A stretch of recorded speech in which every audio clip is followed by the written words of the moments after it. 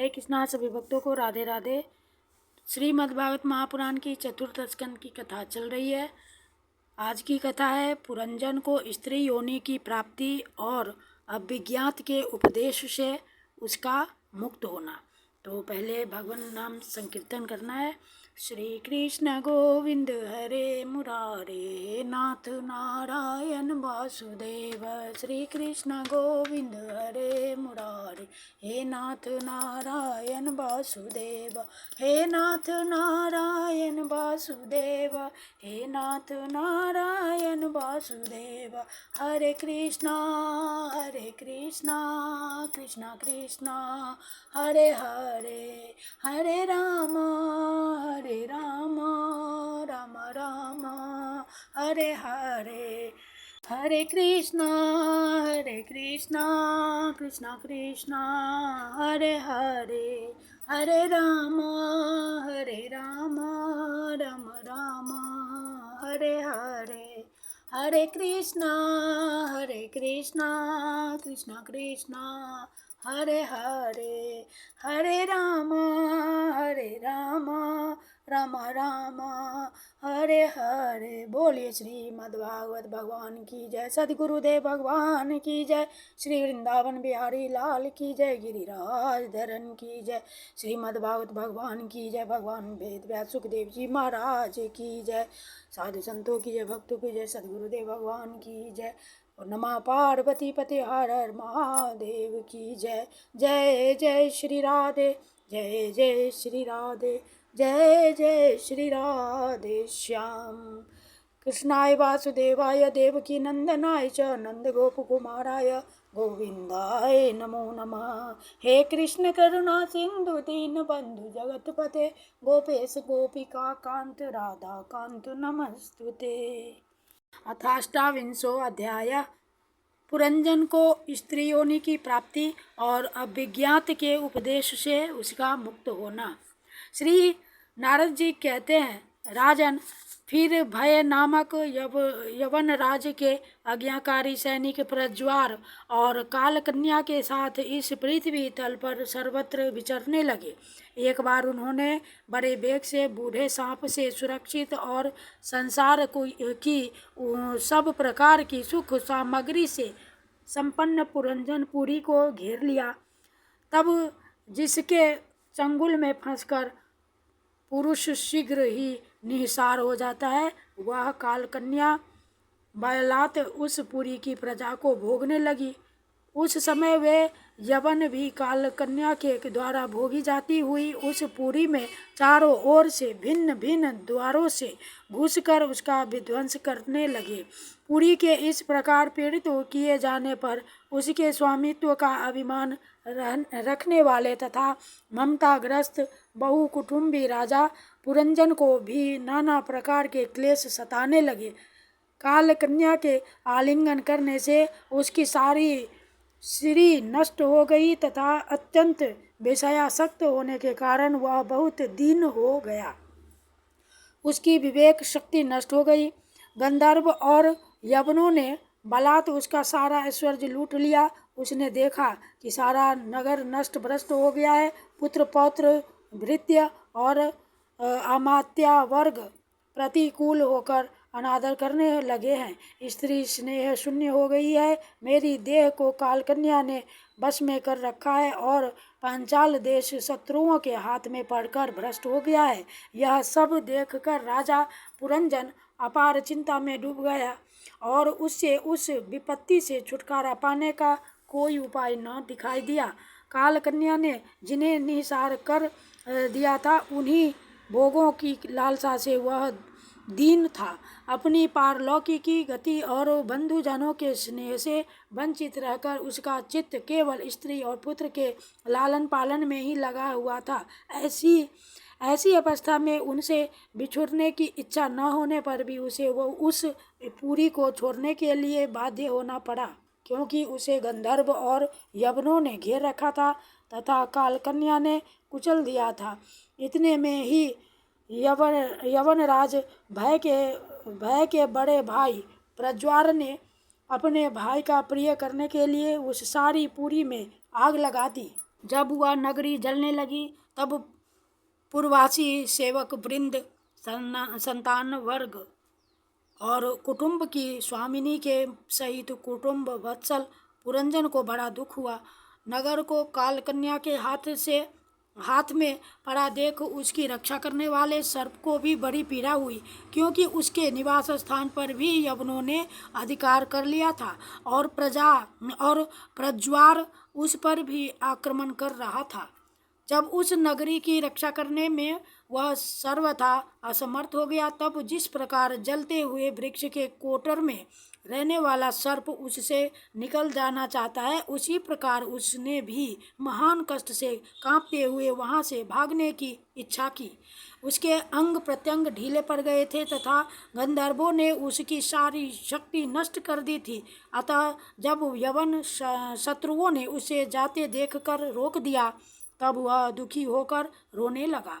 गृहासक्त पुरंजन देह गे आदि में मैं मेरेपन का भाव रखने से अत्यंत बुद्धिहीन हो गया था। स्त्री के प्रेम पास में फंसकर वह बहुत दीन हो गया था। अब जब इसने बिछुड़ने का समय उपस्थित हुआ इनसे बिछुड़ने का समय उपस्थित हुआ, तब वह अपने पूरी पुत्री, पुत्र, पौत्र, पुत्र वधू, दामाद, नौकर और घर खजाना तथा अन्य जिन पदार्थों में उसकी ममता भर शेष थी, उनका भोग तो कभी का छूट गया था, उन सब के लिए इस प्रकार चिंता करने लगा। हाय, मेरी भार्या तो बहुत घर गृहस्थी वाली है। जब मैं परलोक को चला जाऊंगा तब यह असहाय होकर किस प्रकार अपना निर्वाह करेगी। इसे इन बाल बच्चों की चिंता ही खा जाएगी।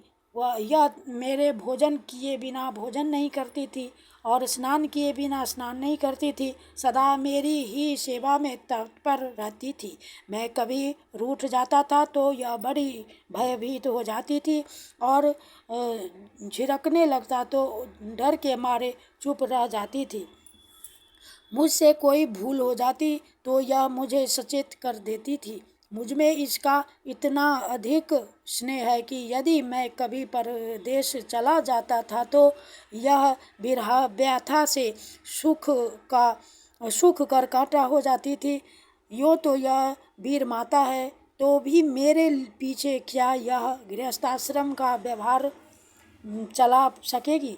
मेरे चले जाने पर एकमात्र मेरे ही सहारे रहने वाले ये पुत्र और पुत्री भी कैसे जीवन धारण करेंगे। ये तो बीच समुद्र में नाव टूट जाने से व्याकुल हुए यात्रियों के समान बिलबिलाने लगेंगे। यद्यपि ज्ञान दृष्टि से उसे शोक करना उचित न था, फिर भी अज्ञानवश राजा पुरंजन इस प्रकार दीन बुद्धि से अपने स्त्री पुत्रादि के लिए शोकाकुल हो रहा था। इसी समय उसे पकड़ने के लिए वहाँ भय नामक यवन राज का आधमका। जब यवन लोग उसे पशु के समान बांधकर अपने स्थान को ले चले, तब उसके अनुचरण अत्यंत आतुर और शोकाकुल होकर उसके साथ हो लिए।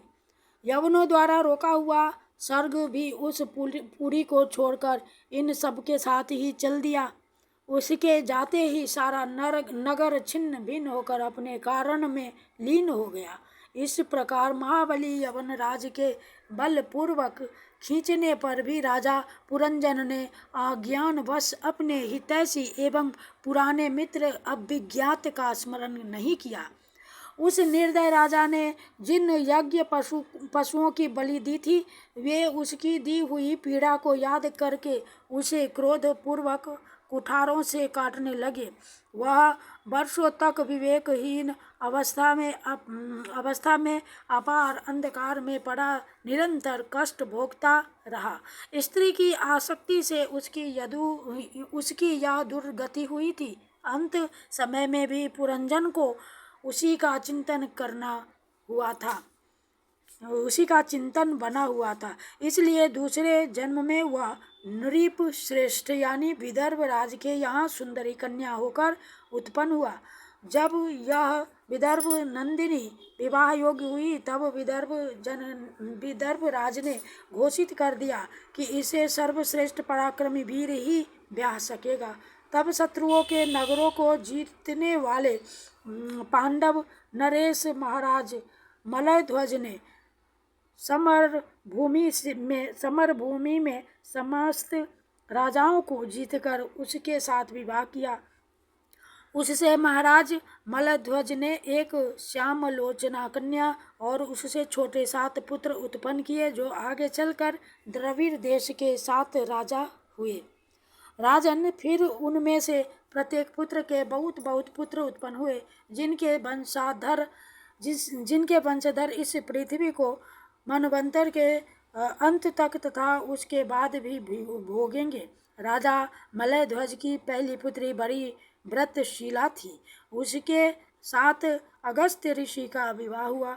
उससे उनके दृढ़च्युत नाम का पुत्र हुआ और दृढ़च्युत के धूमवाह हुआ।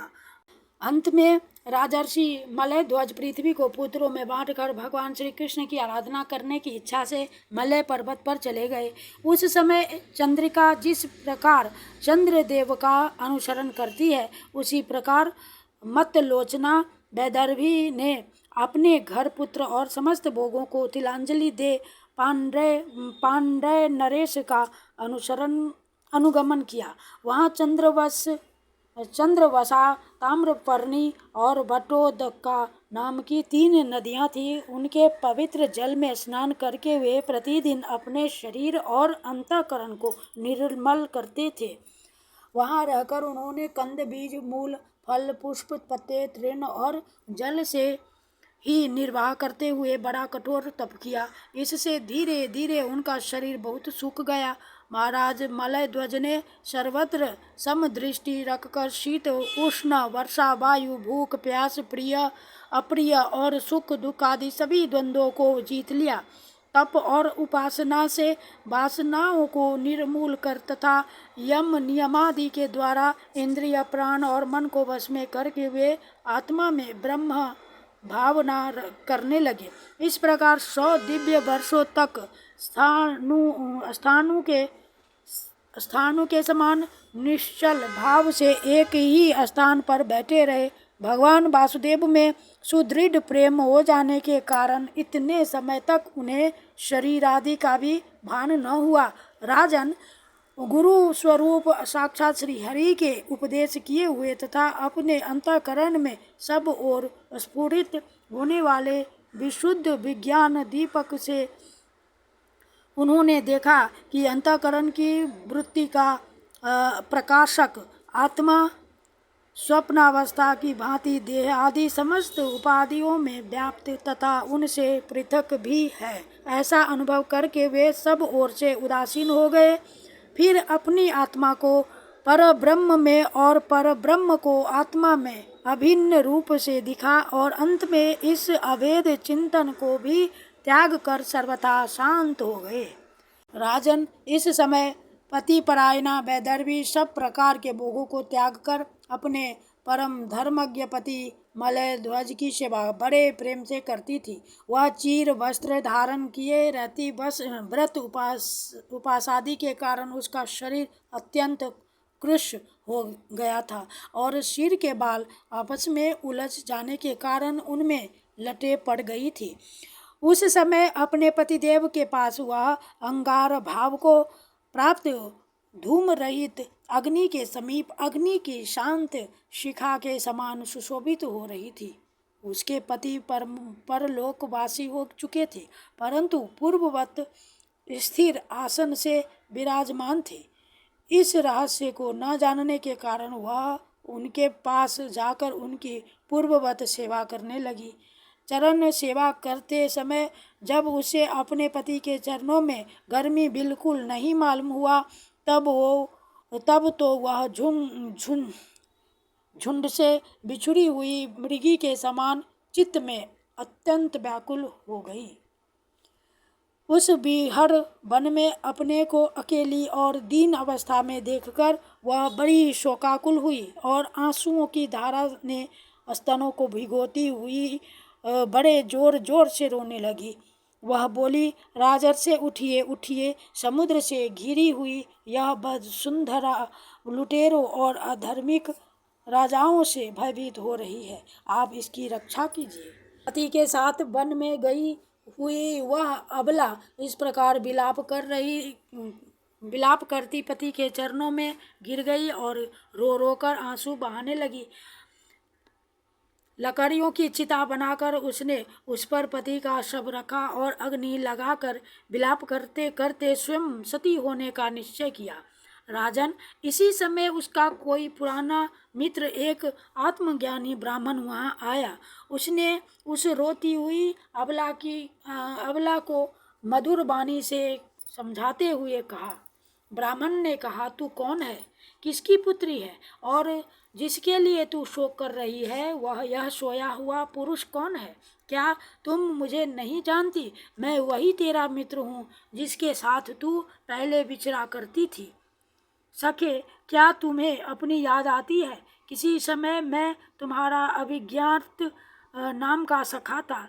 तुम पृथ्वी के भोग भोगने के लिए निवास स्थान की खोज में मुझे छोड़कर चले गए थे।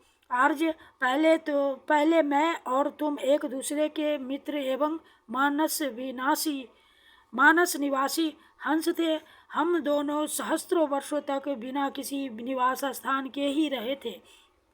किंतु मित्र, तुम विषय भोगों को इच्छा से मुझे छोड़कर यहाँ पृथ्वी पर चले आए। यहाँ घूमते घूमते तुमने एक स्त्री का रचा हुआ स्थान देखा। उसमें 5 बगीचे, 9 दरवाजे, 1 द्वारपाल, 3 परकोटे, 6 वैश्य कुल और 5 बाजार थे। वह 5 उपादान कारणों से बना हुआ था और उसकी स्वामिनी एक स्त्री थी। महाराज, इंद्रियों के 5 विषय उसके बगीचे थे। 9 इंद्रिय छिद्र द्वार थे, तेज, जल और अन्न। 3 परकोटे थे, मन और 5 ज्ञानेन्द्रियाँ। 6 वैश्यकुल थे, क्रिया शक्ति रूप कर्मेंद्रियाँ ही बाजार थी। 5 भूत ही उसके कभी क्षीण न होने वाले उपादान कारण थे और बुद्धि शक्ति ही उसकी स्वामिनी थी। यह ऐसा नगर था जिसमें प्रवेश करने पर पुरुष ज्ञान शून्य हो जाता है, अपने स्वरूप को भूल जाता है। भाई, उस नगर में उसकी स्वामिनी के फंदे में पड़कर उसके साथ विहार करते करते तुम भी अपने स्वरूप को भूल गए और उसी के संग से तुम्हारी यह दुर्दशा हुई है। देखो, तुम न तो विदर्भ राज की पुत्री ही हो और न यह वीर मलय ध्वज तुम्हारा पति ही। जिसने तुम्हें 9 द्वारों के नगर में बंद किया था, उस पुरंजनी के पति भी तुम नहीं हो। तुम पहले जन्म में अपने को पुरुष समझते थे और अब सती स्त्री मानते हो। यह सब मेरी ही फैलाई हुई माया है। वास्तव में तुम न पुरुष हो न स्त्री, हम दोनों तो हंस हैं। हमारा जो वास्तविक स्वरूप है उसका अनुभव करो। मित्र, जो मैं यानी कि ईश्वर हूँ, वही तुम जीव हो यानी कि ईश्वर और जीव। तुम मुझसे भिन्न नहीं हो और तुम विचार पूर्वक देखो, मैं भी वही हूँ जो तुम हो। ज्ञानी पुरुष हम दोनों में कभी थोड़ा सा भी अंतर नहीं देखते। जैसे एक पुरुष अपने शरीर की परछाई को शीशे में और किसी व्यक्ति के नेत्र में भिन्न भिन्न रूप से देखता है, वैसे ही एक ही आत्मा विद्या और अविद्या की उपाधि के भेद से अपने को ईश्वर और जीव के रूप में 2 प्रकार से देख रहा है। इस प्रकार जब हंस ने उसे सावधान किया, तब वह मानस सरोवर का हंस यानी जीव अपने स्वरूप में स्थित हो गया और उसे अपने मित्र के विछोह से भूला हुआ आत्मज्ञान फिर प्राप्त हो गया। प्राचीन बढ़ी, मैंने तुम्हें परोक्ष रूप से यह आत्मज्ञान का दिग्दर्शन कराया है, क्योंकि जगत कर्ता जगदीश्वर को परोक्ष वर्णन ही अधिक प्रिय है। इति श्रीमद्भगवते महापुराणे परमहंस संहितायां 4th स्कन्धे पुरञ्जनोपाख्याने 28वाध्यायः। श्रीकृष्णार्पणं कृष्णार्पणं कृष्णार्पणम्। श्री कृष्ण गोविंद हरे मुरारे नाथ नारायण वासुदेव। श्री कृष्ण गोविंद हरे मुरारे हे नाथ नारायण वासुदेव। हरे कृष्ण कृष्ण कृष्ण हरे हरे, हरे राम राम राम हरे हरे। हरे कृष्ण कृष्ण कृष्ण हरे हरे, हरे राम राम राम हरे हरे। हरे कृष्ण कृष्ण कृष्ण हरे हरे, हरे राम राम हरे हरे। राधे कृष्ण कृष्ण कृष्ण राधे राधे, राधे श्याम श्याम श्याम राधे राधे। राधे कृष्ण कृष्ण कृष्ण राधे राधे, राधे श्याम श्याम श्याम राधे राधे। राधे कृष्ण कृष्ण कृष्ण राधे राधे, राधे श्याम श्याम श्याम राधे राधे। राधे राधे श्याम मिला दे, राधे श्याम मिला दे, राधे श्याम मिला दे। राधे राधे राधे राधे राधे राधे राधे, श्री राधे राधे राधे राधे राधे राधे राधे। जय राधे राधे राधे राधे राधे राधे राधे राधे राधे। जय जय श्री राधे, श्री वृंदावन बिहारी लाल की जय। गिरिराज धरन की जय, द्वारिकाधीश की जय। जय श्री राधे, जय श्री राधे, जय श्री राधे श्याम। कृष्णाय वासुदेवाय हरे परमात्मने प्रणतक्लेशनाशाय गोविन्दाय नमो नमः। कृष्ण करुणा सिंधु दीन बंधु जगतपते गोपेश गोपिका कांत राधा कांत नमस्तुते, राधा कांत नमस्तुते, राधा कांत नमस्तुते। जय जय श्री राधे श्याम।